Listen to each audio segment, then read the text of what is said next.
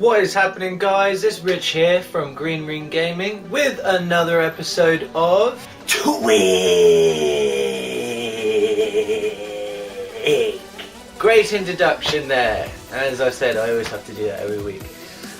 Anyway, here are my stories for this week, and it has been a big week for news. Mostly sad news, but I will run through it for you now. In our top news today, UK games company Game very keen to acquire HMV after they've gone into administration. There has been a breakthrough. Skyrim DLC is finally set for release for PS3. And other big news, computer and video games.com sources that PlayStation 4 possibly are going to scrap the DualShock design for its controllers. Okay, so I'm going to go straight into our top story, that Game are possibly looking to acquire HMV. After they themselves had gone into administration, it's quite shocking news. Here's the story. UK video game retailer Game has approached HMV administrator Deloitte over the possibility of acquiring HMV stores. The exact number of stores in question is yet to be confirmed, but up to 45 stores are reportedly under consideration. Quoting here, "We will constantly review our property portfolio based on what is available." Game Retail Chief Executive Martin Gibbs told the Financial Times, confirming the firm's management had approached Deloitte. "I would not rule out any stores that are becoming available, be that though an administration or normal property deals," he added. Gibbs said the company's Christmas 2012 sales were ahead of our expectations, and he's confident the firm's target of 20 million in earnings will be met by its year end in July. HMV UK, which employs around 4,500 staff in some 230 stores, entered into administration on January 15th after succumbing to another crucial Christmas of poor sales, resulting in the firm's inability to secure terms on various loans. HMV Ireland slipped into receivership a day later. Game's bid is said to be one of about 50 expressions of interest in HMV, reports Financial Times and HMV Chief Exec Trevor Moore.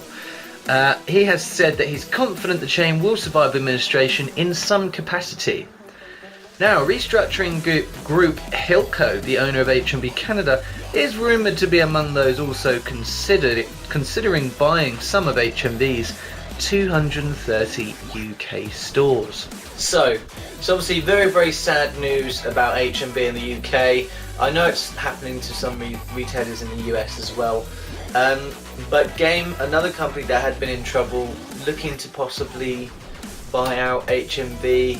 I can't see this being a good idea at all, because they're another company that are struggling, because the digital market, as I've said for weeks on end now, is on the up and retail is going down. So what do we all think about this move? Do we think it's kind of stupid? I mean, I don't think anyone's going to let Game take over HMV. I really can't see that happening, but I mean, yeah, comment in the section below and let me know how you feel about that. And in our second piece of news, fantastic news for PlayStation 3 users. Yes, this Skyrim DLC is finally going to be available for you. Hallelujah! Hallelujah! Okay, and here's a story from computerandvideogames.com. So, the 3 existing add-on packs for Bethesda RPG Skyrim will finally arrive on PS3 by February, Sony has announced. Previously exclusive to the Xbox 360 version of Skyrim, the add-on packs will be released across both PC and PS3. The specific release dates are not yet available, though all PS3 add-ons are set for February. The PC edition of Dragonborn is due February 5th, so we have a date.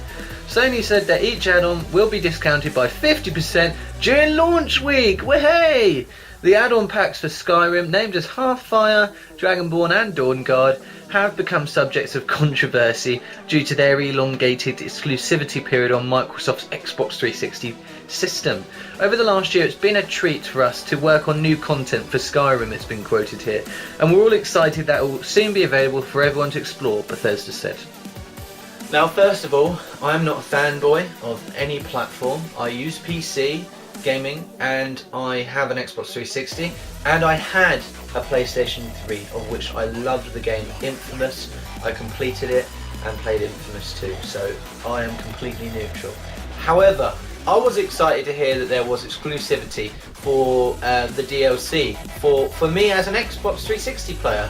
However, I listened to a podcast called from the Quest Gaming Network called Elder Scrolls Off the Record, and they were very, very furious about this because many of the hardcore gamers today play on PC because the graphics are better and it's just easier for them to press, WA and S and D, and I prefer a controller myself. Anyway, how do we feel about the exclusivity of content? Do we think that Microsoft are perhaps money bags, throwing money at companies? Are we just jealous? How are we feeling about the exclusivity? Should PlayStation 3 finally get some sort of exclusivity? Or, because it seems like with Skyrim, kind of Microsoft's been pooping all over Sony in terms of Sony hasn't had the DLC because it's broken on the PlayStation. So how do we all feel about that? Leave your comments below this video. And finally, Sony are set to possibly abandon the DualShock design for their controllers on the PlayStation 4. That's been quoted by computerandvideogames.com. That possibly it looks like that Sony will be breaking a 16-year tradition. I myself had a PlayStation 1 and I love the feel of the controller. Since I've gotten the Xbox 360, I love the feel of that one, but a lot of fans are used to this controller. Now it says here that it may abandon the DualShock controller for the PS4.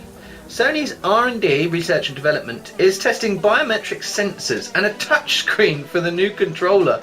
Sorry, I have not read that part, and I laughed because I really can't believe that. I don't think people would be happy with that. So, what with the new Wii U coming out and all these different types of controllers and everything, are we happy that things like controllers that we're really used to are changing? I mean, we don't want to be like some old people that are like, I can't adapt to change, do it manually. But are we too attached to the shapes of our current gen controllers? I, for one, would not like to see a new Xbox 360 controller. It feels perfect. I tell you, the best controller I've ever held though, I went round to my friend's recently and I picked up his GameCube gamepad. What a beautiful controller to hold in your hand. So, how do we feel about touchscreen devices in all our controllers and, peripherals these days? Are we happy about that, or do we want it to stay the same, just with minor improvements? Anyway, leave all your comments in the feedback below. Sorry there wasn't too many exciting stories this week. It is a slow start to the year, but many of the stories, unfortunately, as I said, are just, bankruptcy. I'll be talking about this next week, but Atari have gone into bankruptcy, but it actually falls into next week's news, so I will talk about that in the next episode. But anyway, please, if you enjoy this video, if you enjoy TWIG, This Week in Gaming, share this video, leave a like, leave a comment for me, and subscribe to my channel if you want to see much more. And don't forget to check out my brand new series which airs on every Saturday, which is Let's Play Subscribers. Noob Stamp is going to be on next week, and I have a full schedule leading up until mid-March, so get in there quickly, send me an email and I'll just put you in my calendar. Anyway, thanks very much for watching, guys. Goodbye!